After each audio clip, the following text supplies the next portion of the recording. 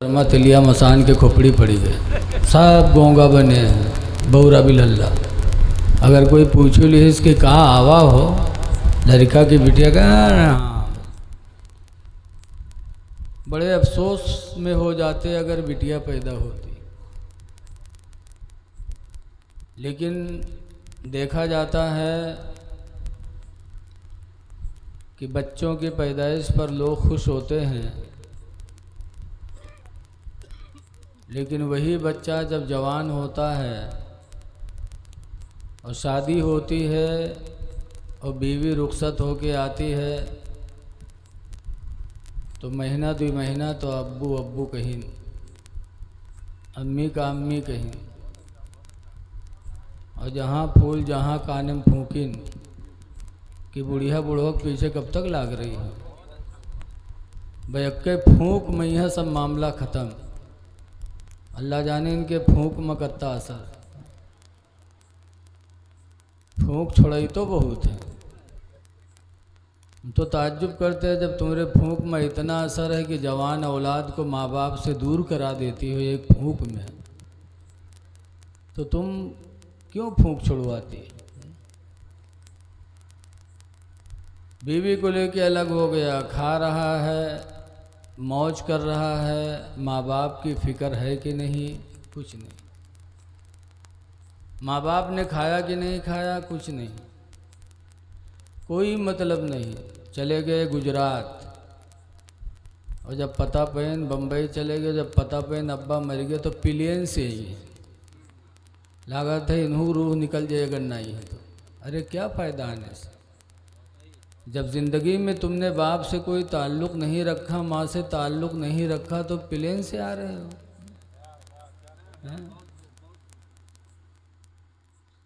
ज़िंदगी में पूछिए ना, जब अब्बा के जान निकले वाली हो, जागने के वक्त हो, तो दूध लेके जाइए पियावे। अरे बाप का दिल जला रहे हो कि जब खाने के लायक था तब तुमने कोई तवज्जो न किया, और जब आज खाना हलक में नहीं जा रहा है तो दूध घुसेड़ रहे हो।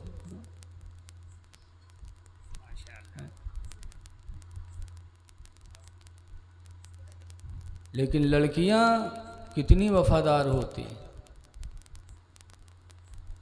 नबी करीम सल्लल्लाहु अलैहि वसल्लम की बेटी हज़रत फ़ातिमा ज़हरा रज़ी अल्लाह अन्हा हज़रत अली शेर खुदा रज़ी अल्लाह अन्हु के निकाह में थी।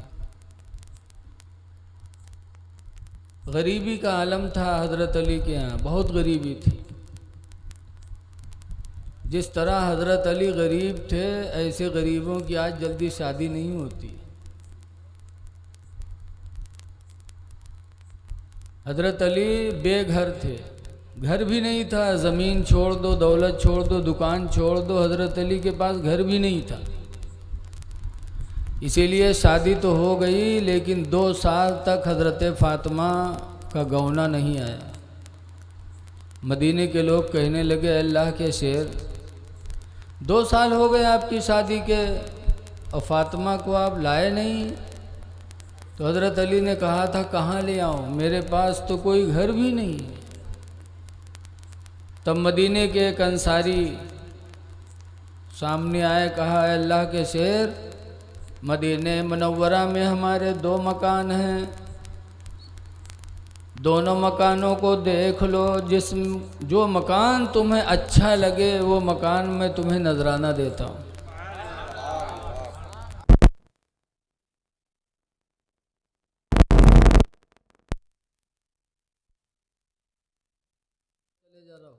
ना, दोनों को देख लो, जो तुम्हें पसंद आए मैं तुम्हें नजराना देता हूँ। अंसारी ने अपना मकान हज़रत अली शेर खुदा को दिया तो फ़ातिमा का गौना आया। आज ही मेरी बिटियन के शादी हो जाए तो सल्फास खाई ले, कहाँ पप्पा कह दी, इससे बेहतर है जाने खोई दे। हज़रत अली के घर में हज़रत, देखो आवाज़ बढ़ा दिया तुमने, सीटी दे रहा है, जैसे पहले थे वैसे रखो।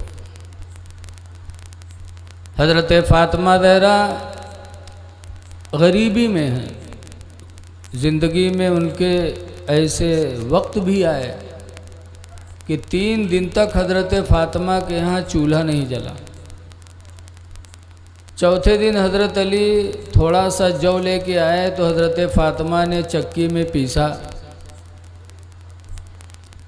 रोटी बनाई तो एक रोटी बनके सिर्फ तैयार हुई। 9 लोग।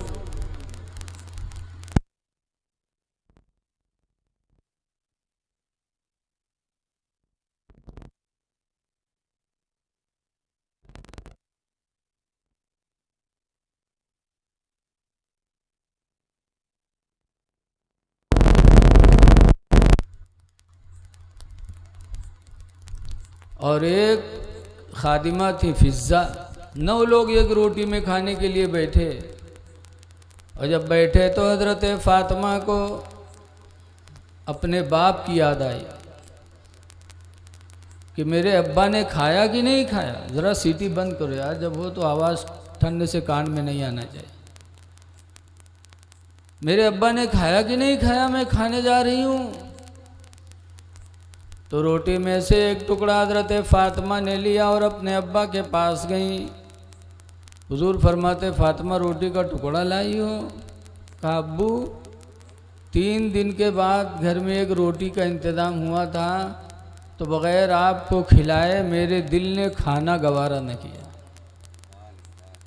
हुजूर ने उसमें से एक नवाला लिया और अपने मुंह में रखा और फरमाया, फ़ातिमा आज तुम्हारे बाप के मुंह में 1 हफ्ता के बाद ये पहला लुक़मा जा रहा है।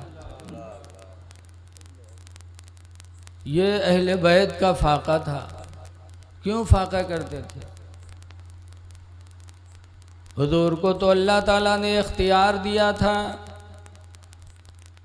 अना आयशा क़ालत क़ाल रसूलुल्लाह, हदीस पाक में कि हज़रत आयशा से रवायत है, फरमाते हैं कि अल्लाह के नबी ने इरशाद फरमाया, या आयशा, ऐ आयशा, लौ शीतु, अगर मैं चाह लूँ, लसारत मैया जबालुज़्ज़हबे, तो अलबत्ता मेरे पीछे पीछे मेरे साथ सोने के पहाड़ चला करें। अगर मैं चाह लूँ। अब आज लोग नबी को मजबूर समझते हैं।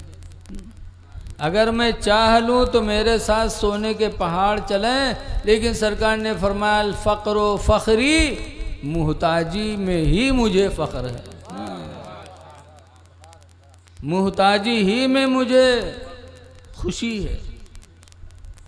इसीलिए हुजूर दुआ मांगा करते थे। आज हम लोग तो दौलत की दुआ मांगते, लेकिन हुजूर की दुआ कैसी होती थी? हुजूर दुआ मांगा करते थे तो कहते थे, अल्लाहुम्मा अहयिनी मिस्कीना, ऐ अल्लाह तो मुझे मिस्कीन की ज़िंदगी दे दे।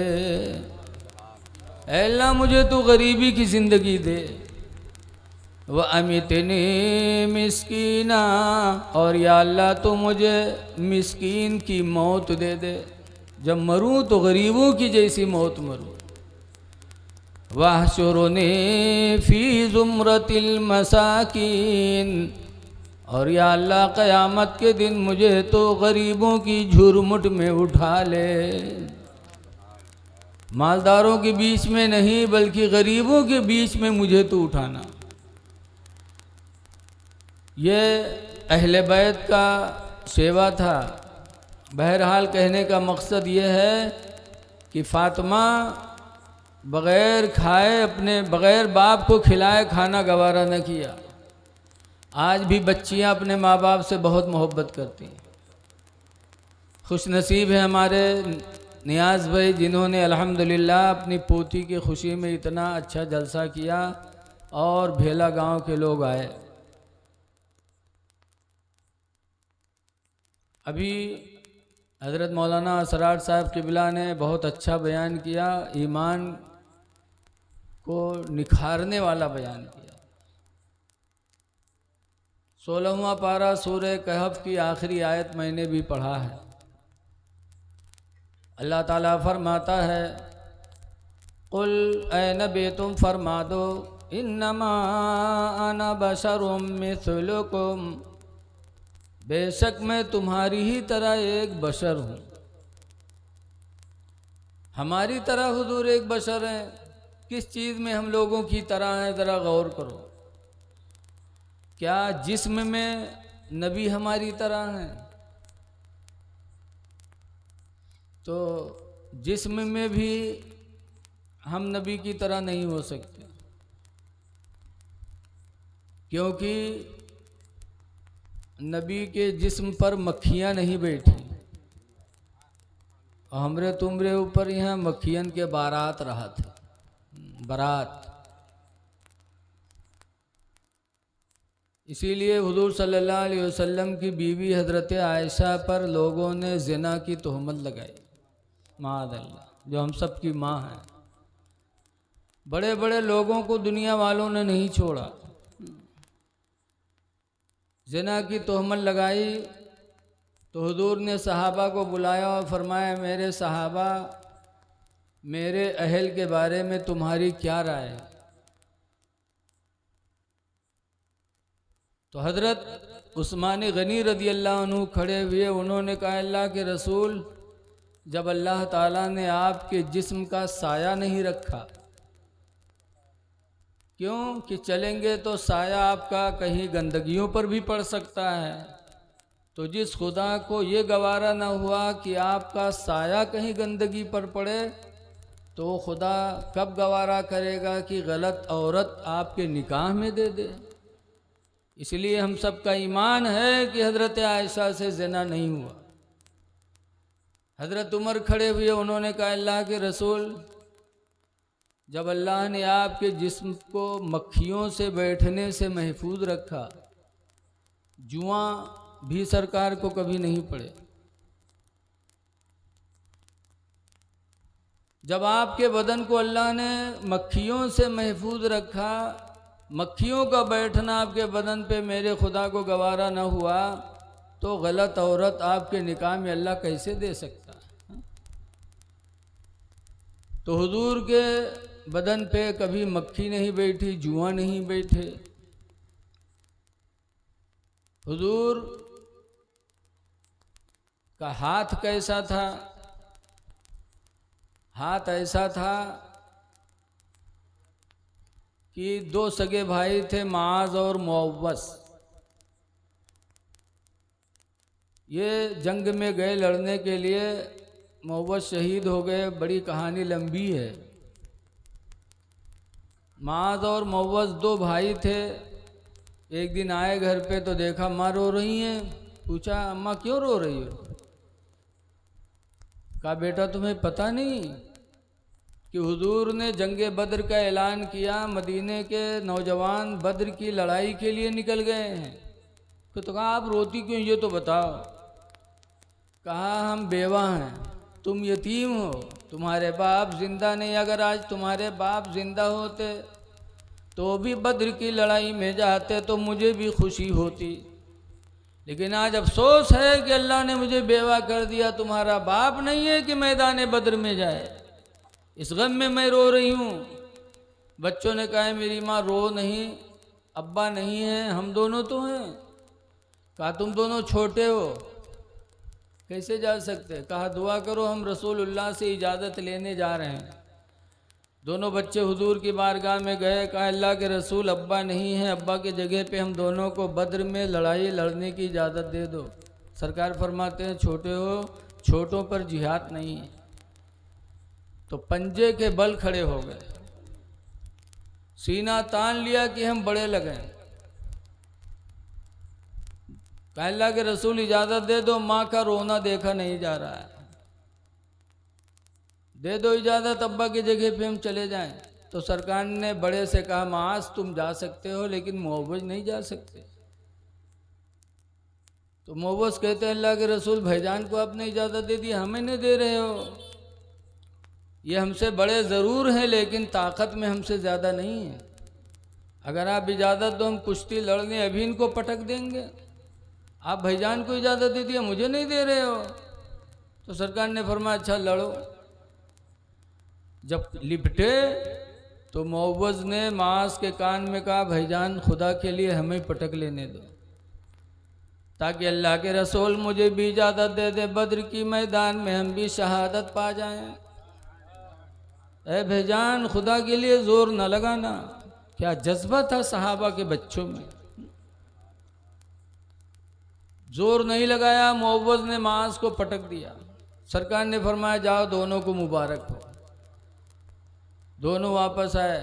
उस माँ का दिल देखो कि बात शौहर है नहीं, जिंदगी का सहारा सिर्फ 2 बच्चे हैं, लेकिन आज अल्लाह और उसके रसूल की रज़ा के लिए माँ ने अपने दोनों बच्चों को गले से लगाया और मैदान जिहाद में जाने की इजाज़त अता फरमा दी।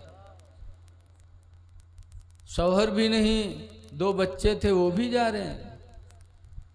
दोनों बच्चे गए और जब गए बद्र की मैदान में तो उनके चचा अब्दुर्रहमान बिन औफ से पूछा, चचा अबू जहल कौन है जो मेरे नबी को गालियां देता है? वो है कौन? सुना करते थे, पहचानते नहीं थे। कहा क्या करोगे? तो बच्चों ने कहा था, कसम खाई है मर जाएंगे या मारेंगे नारे को, कसम खाई है मर जाएंगे या मारेंगे नारी को, सुना है गालियां देता है वो महबूबे बारी को। सुभान अल्लाह, सुभान अल्लाह। जज्बा था। अब्दुर्रहमान ने इशारा किया, वो अबू जहल। दोनों पहुंचे और वार किया और नन्ही तलवारों से अबू जहल भी कटा, उसका घोड़ा भी 2 टुकड़े हो गए। ये अल्लाह की मदद थी। लोगों ने देखा, कुफार ने तो झपट पड़े तो हजरत मुअव्वज़ शहीद हो गए, छोटे बच्चे। मांस का दाहिना हाथ कट गया, बाएं हाथ में तलवार ली, खाल रह गई थी तो हाथ लटक रहा था, तो माज ने वो हाथ भी नोच दिया कि लड़ने में ये खलल पैदा कर रहा है, और लड़ते रहे। जब जंगे बद्र हो गई, कामयाबी मिल गई, तो माज गए और वो हाथ उठाया बाएं हाथ से और हुजूर के पास गए। कहने लगे, अल्लाह के रसूल, ये हाथ अल्लाह की राह में मेरे बदन से जुदा हो चुका है। हुजूर ने मांस का हाथ लिया और लगाया, और हाथ सरकार ने फेरा तो हजरत मांस का हाथ पहले ही की तरह फिर सही हो गया। फिर वही नहीं, कई जंगों में माज ने उस हाथ से अल्लाह की राह में जिहाद किया। तो पता चला कि नबी के हाथ की तरह हमारा हाथ भी नहीं हो सकता। बोलो, हाथ लगाया तो उसका हाथ जुट गया। ऐसे ही हजरत अली शेर खुदा खैबर की फतह के लिए जब सरकार ने फरमाया अली कहाँ हैं, तो हजरत अली के बारे में लोगों ने कहा उनकी आंखें दुखती हैं। हुजूर ने हजरत अली को बुलाया, और बुलाने के बाद हुजूर ने अपने हाथ को हजरत अली के हाथों पे रखा, आंखों पे रखा, तो हदीस में फबरी आई नहीं, तो हजरत अली की दोनों आंखें सही हो गईं। तो हुजूर के हाथ की तरह हमारा हाथ भी नहीं हो सकता। हाँ? जो उनका हाथ है उन्हों इंसान, हमें इंसान, भला इन्हों से कोई की आंखें फात धराई दे, ठीक छोड़ दो, जो उन वहू चला जाए न जाए तो लिबरियाई जरूर लागी आँख।